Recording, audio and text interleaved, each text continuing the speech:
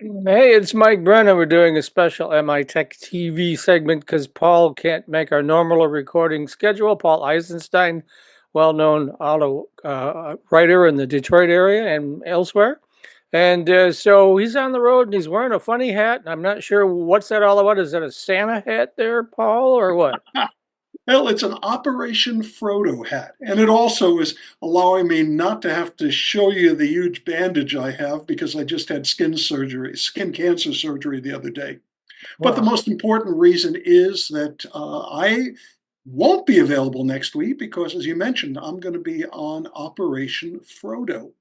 It's a dog rescue. We're now doing our sixth annual pre Christmas rescue, and we've done a couple in warmer weathers.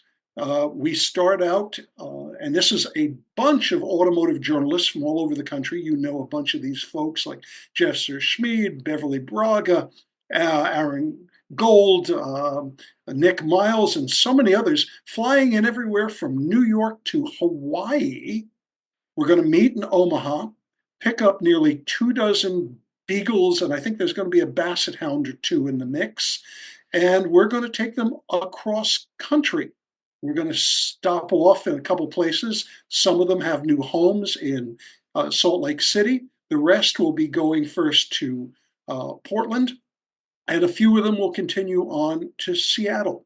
And this is really important because some of these dogs, if we didn't rescue them, would wind up in shelters, some of which have policies. If dogs aren't adopted after a certain period, they can be euthanized. And others would wind up in research labs, which would mean they'd be subject to sometimes abhorrent testing with new chemicals. And we certainly want to try to avoid that wherever possible. In fact, you may know, Mike, I adopted a dog on the last rescue a year ago, Melvin Torme, the velvet dog. Now, has your wife told you no more dogs, or can you adopt another? Well, my wife has given me an ultimatum. The I think dog or her, right? it's either the dog or me. Uh-huh. One of us can come home, but not two. Ah, okay. All right. Well, I think probably you should go with her rather than the dog. So, Yeah, I probably want to be the one coming home. The good thing is, it appears we do have homes for all the dogs that we're going to be taking across country. all right. Sounds good. Let's also talk about the auto world. Here we're recording this in mid-December. We're coming up on the end of the 2025. And I ask you before we start to think of something that you really want to point out that you think is really a great story for 2025. Take it away. Tell the audience about that story. Well, yeah, just before we taped this segment, there was a big announcement from the folks over at Rivian. Uh, Rivian, is in a battle to try to become one of the serious players in the battery electric vehicle market. And these days, simply putting out a good vehicle, whatever the powertrain, isn't good enough. You have to have all sorts of technology on board, particularly autonomous technology. Rivian does offer limited hands free driving on only about 150,000 miles of US roadways right now. The good news for those who own the R1S and R1T, that's going to increase more than 20-fold to 1.5 million miles in an over-the-air update coming before the end of the year. Even more so, Rivian announced that they're going to be doing some even bigger news, bigger developments next year. Mike, you recall the R2. I think you've been at events where they've shown off the R2, Yep. which will be their next generation EV. It's smaller, it'll be more mainstream in price.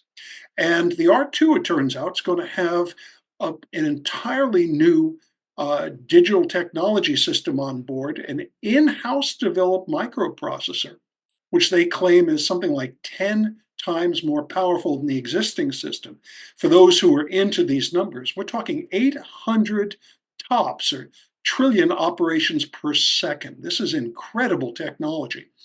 It will allow a lot more autonomous capabilities, especially because the R2 is going to have the latest generation LiDAR sensor built into it just above where the forward facing camera is. And that will allow them to do what is sometimes called level three, more colloquially called hands free eyes off, meaning I don't have to constantly be at the ready whenever there's an alert, having to grab the steering wheel to take control of the vehicle.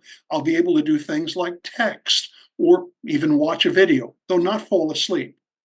But that will be coming for them by the end of next year. And they're looking at a system which may be here as early as 2027, which would allow completely driverless operation. This would be level 4 technology. You'd be able to, as one of their executives said, you want to send the kids to school? You don't have to be in the car. Just program the car and send them off. Or perhaps you're flying in, and rather than parking your car and paying by the day at the local lot, you'll be able to have the car go home and come back and pick you up when you've landed. Hmm.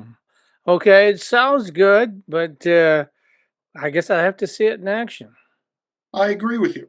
We've been hearing that a lot. Tesla keeps talking about how those capabilities are going to be here by the end of the year. Which, but They he didn't keep say which year, right?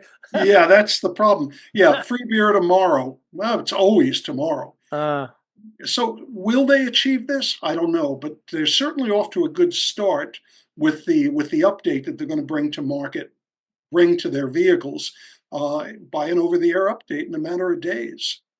okay. Any other headlines during the course of the year that you think you should note? Well, the big one is, of course, what's happening with the EV market.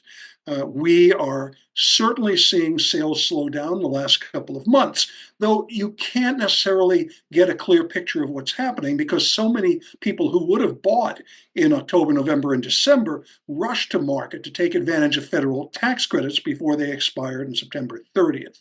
We'll really have to wait till 2026 to see if the EV market really has been critically injured, not fatally, but critically injured by the expiration of those tax credits and some of the other steps that Donald Trump has taken from the White House, including trying to cut back on federal funding for a nationwide charging network. Um, I think we're going to see a hard year in 2024, and certainly we're seeing some automakers trim back on their plans. Kia is not going to bring the EV4 to the United States.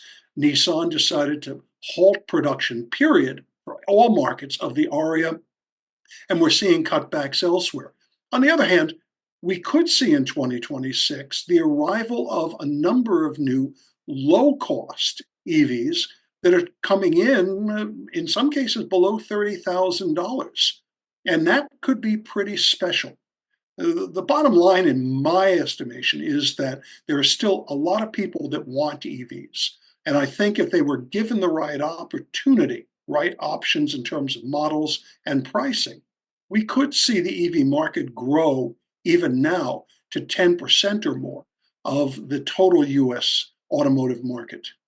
All right, where can people go, Paul, to read your columns on autos and your thoughts on everything along auto related? Where do they go to do that?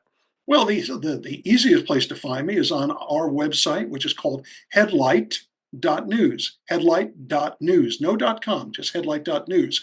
And I write for all sorts of different publications. As you know, I work in television and radio and so on. But Headlight.News, that's my site, and I'd love to have people check it out. All right, sounds good, Paul. Safe journeys on your Operation Frodo. Thanks, Mike. Hope to talk with you soon. And to you and all the watchers and listeners, Merry Christmas, Happy New Year, Happy Hanukkah. All right, thanks very much.